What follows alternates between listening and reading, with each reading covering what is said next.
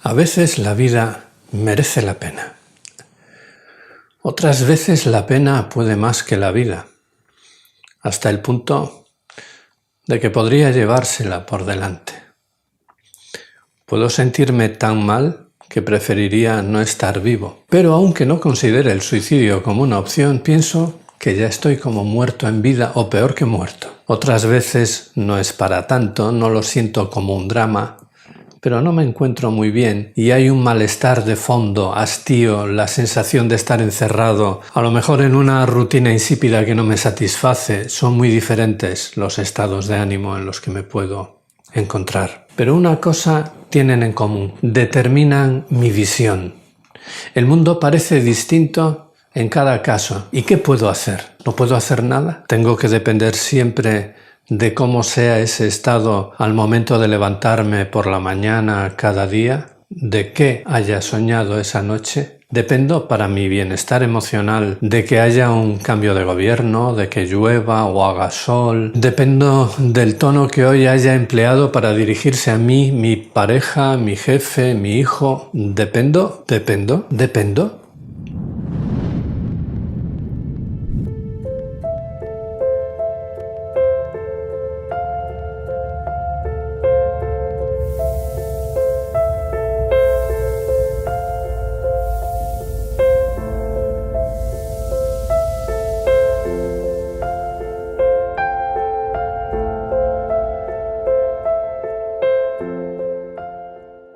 Hola.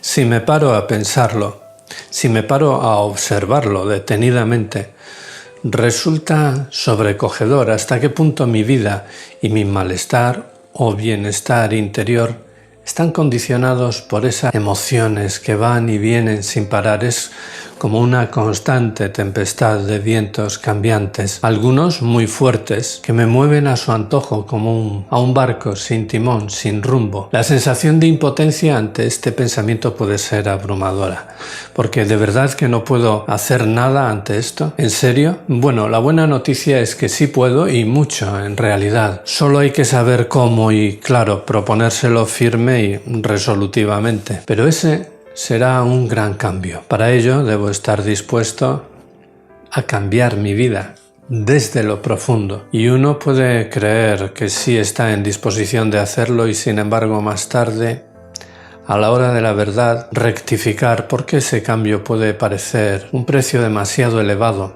para pagar. Así que antes de abordar ese cambio, deberás responder a la siguiente pregunta: ¿crees que has sufrido lo suficiente? ¿Lo suficiente como para hacer algo que te resultará difícil? Bueno, probablemente en el fondo sea más difícil vivir siendo esclavo de mis emociones. Aunque la respuesta a esta pregunta no debería ser tomada a la ligera, porque si la respuesta es sí, he sufrido lo suficiente y estoy dispuesto o dispuesta a hacer lo que sea necesario por cambiarlo, si la respuesta es esa y la formulo desde el corazón, me llevará muy lejos y me llevará por terrenos inexplorados donde puedo sentirme vulnerable, desprotegido. No se trata de tenerle miedo, sino todo lo contrario, de estar dispuesto a disfrutar de esta aventura, pero consciente de que es una aventura, un descubrimiento a cada paso. En el primer módulo de mis talleres de equilibrio emocional enumero algunos principios básicos del bienestar emocional y cómo aplicarlos. Los veremos en vídeos posteriores, pero antes es necesario entender algo más básico todavía sobre cómo funciona esto de las emociones. ¿Cómo funcionamos? Empecemos por una pequeña prueba. Trata de recordar lo peor que te haya pasado en la última semana. Lo peor que te haya pasado, o lo peor, lo más desagradable que hayas escuchado o visto, experimentado o que hayas presenciado como otros lo experimentaban. No tiene por qué tratarse de algo terrible, dramático, muy intenso. Basta con que sea lo peor que recuerdas. No importa si fue grabado o en directo. Localiza ese acontecimiento. ¿Ya lo tienes? Ahora intenta recordar un poco más cuidadosamente los detalles para así mantenerlo en tu consciencia durante unos segundos más. Bien. Mantén en tu pantalla mental ese recuerdo y al mismo tiempo intenta observarte a ti mismo y tomar conciencia de cómo te sientes anímicamente, emocionalmente. La forma más fácil y directa de detectar qué emoción estás experimentando en un momento dado es prestando atención a tu cuerpo físico. Siéntelo e intenta determinar cuál es la emoción que estás sintiendo en este preciso instante, ¿vale? Cualquiera que sea esa emoción, seguramente es una emoción también desagradable, de esas que podríamos llamar negativas: miedo, culpa, envidia, ira, celos, impotencia, etc. Hay muy diversas maneras de sentirse mal. Ahora respira hondo por la nariz, inhalando por la nariz y exhalando también por la nariz. Y libera ese recuerdo, déjalo irse como quien suelta una pluma al viento. Déjalo marchar y trae tu atención de vuelta aquí, al vídeo que estás viendo y escuchando, porque a continuación vamos a pasar a otra prueba, aparentemente muy diferente, aunque en realidad no lo es tanto. Ahora trata de recordar lo mejor que hayas experimentado en los últimos más o menos 30 días. Lo más agradable, lo más bello. Tampoco importa que sea importante, tampoco tiene por qué tratarse de algo grandioso ni maravilloso, aunque podría. También puede tratarse de algo muy sencillo, simplemente de lo que venga ahora mismo a tu mente. Lo mejor que hayas vivido en este último mes, lo que más te ha gustado. ¿Lo tienes? Bien, pues intenta mantenerlo consciente por unos instantes más. Para ello, puedes cerrar los ojos si lo deseas, completar algunos detalles. Perfecto. Percibe ahora tu emoción, tu estado de ánimo, es decir, cómo te sientes. Fácilmente tu percepción será placentera, gozosa, de cierto bienestar como mínimo. Bueno, aunque este pequeño y sencillo experimento termina aquí, puedes seguir sintiéndote bien si lo deseas. No es necesario que te esfuerces en dejar marchar esta sensación, pero tampoco que te esfuerces en retenerla. Si te esfuerzas en retenerla, se sentirá aprisionada y escapará de ti en cuanto pueda, como un pajarillo que aprietas entre tus manos. La cuestión es la siguiente. ¿Has pensado en algo? Tu recuerdo es un pensamiento, una imagen, palabras, una idea. Cuando decimos una imagen no tiene por qué ser solamente una imagen visual. De igual modo que cuando decimos visualización no tiene por qué ser solamente una sensación visual. Puedes estar evocando lo que llamaríamos una imagen acústica, olfativa, es decir, una sensación de cualquier tipo, pero en todo caso se trata de un pensamiento. Quiero que te fijes en esto. Primero has pensado algo o has pensado en algo de determinada manera y seguidamente, como consecuencia de ello, has sentido algo. Primero has traído a tu mente un recuerdo, una idea, en cualquier caso, un pensamiento. Y lo siguiente fue sentir una emoción. En ambas fases del experimento sucedió lo mismo. Primero pensaste e inmediatamente después sentiste. Es posible que no seas o no hayas sido capaz de distinguir el lapso de tiempo entre el pensamiento y la emoción, porque lo normal es que haya sido mínimo, que ambas cosas se sucedieran de un modo extremadamente rápido, pero lo cierto es que primero pensaste y después, como consecuencia, sentiste, y te sentiste de una manera muy determinada y no de otra. La emoción sigue al pensamiento. La emoción sigue al pensamiento.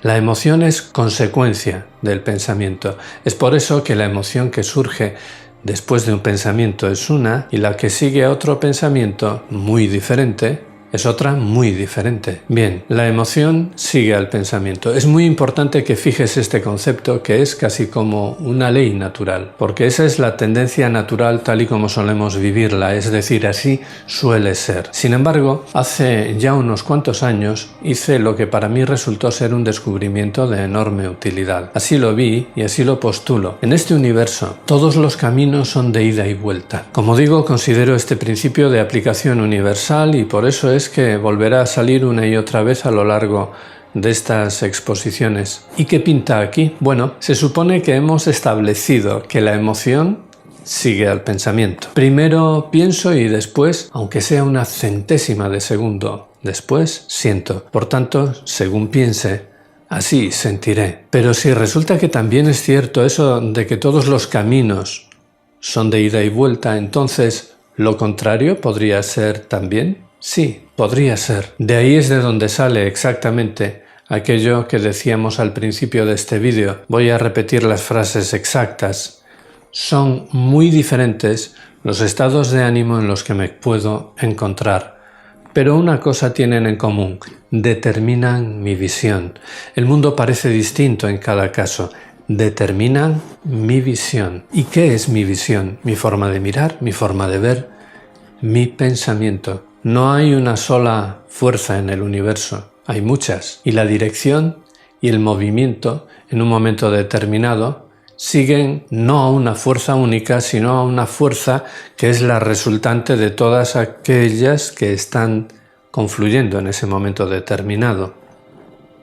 Hemos hablado de alguna de esas tendencias, de esas fuerzas, pero hay otra más muy importante, la inercia u homeostasis, la tendencia que tienen las cosas a seguir como están. Nosotros tampoco nos sustraemos a esta tendencia. De hecho, resulta crucial en cualquier proceso de sanación o de transformación, y por eso supone una trampa en la que es fácil caer. Si yo formulo un pensamiento y ese pensamiento dispara en mi interior una desazón, una emoción desagradable o por el contrario una emoción agradable, positiva, esa emoción desde el mismo momento en que nace ya obedece a la inercia, tenderá a quedarse y esa tendencia de la emoción, por ejemplo negativa, a quedarse, producirá en mí una tendencia a elaborar otros pensamientos negativos que la perpetúen. Es decir, si no me mantengo atento a lo que está pasando, mi estado emocional desviará mi pensamiento en la dirección que más fácilmente pueda mantener activo a ese mismo estado emocional. Determinará, condicionará mi visión de las cosas. Como decía, sucederá esto mismo sea cual sea la emoción, positiva o negativa, placentera o perturbadora. Cuánta fuerza de inercia, cuánto empuje por quedarse en mí esa energía, dependerá de varios factores. La fuerza con que de entrada irrumpió esa emoción en mí, si fue intensa o suave, si a mi pensamiento y mi memoria les resulta fácil de asociar con experiencias anteriores, que también pueden ser más o menos fuertes, y con qué frecuencia se repiten unas vibraciones similares a esas en mi interior.